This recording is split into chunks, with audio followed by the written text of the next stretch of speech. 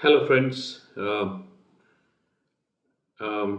deserving victory for the Indians, and it didn't take a lot of skill to predict the fact that the Indians were going to win this with a lot to spare. 295 runs is a huge margin.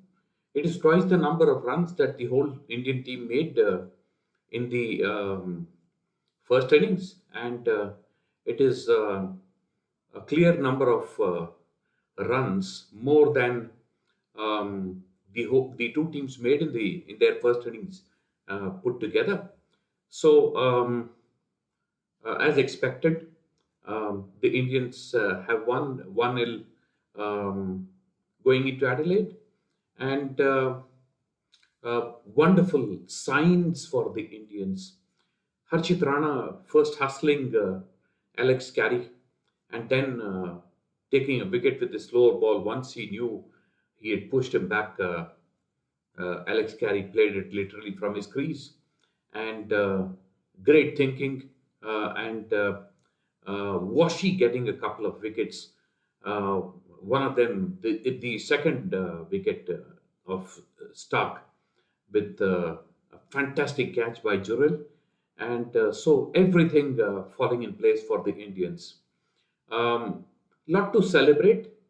And yes, Sanjay Manjrekar, the moment the last wicket was taken, he said, "Who would have thought that? Who would have said, or who would have thought that the Indians would have won by this kind of a margin?"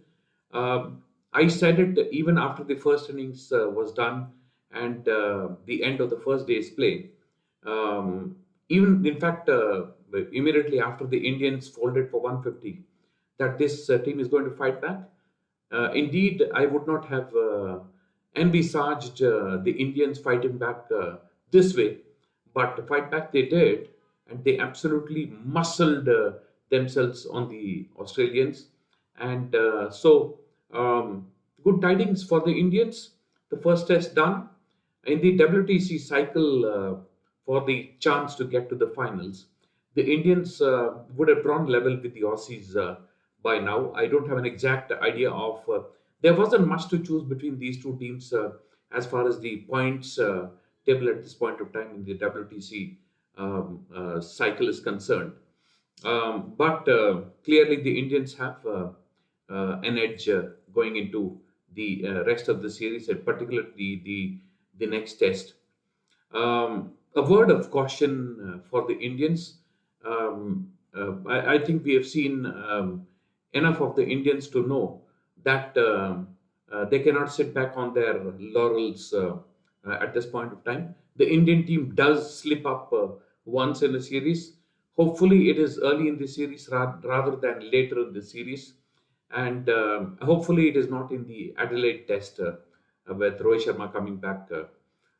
So all happiness, all good things being spoken by Mark Nicholas, by Sanjay Manjrekar, by Matthew Hayden, and by everyone, including Mark Waugh and then Wasim Akram and then all the experts.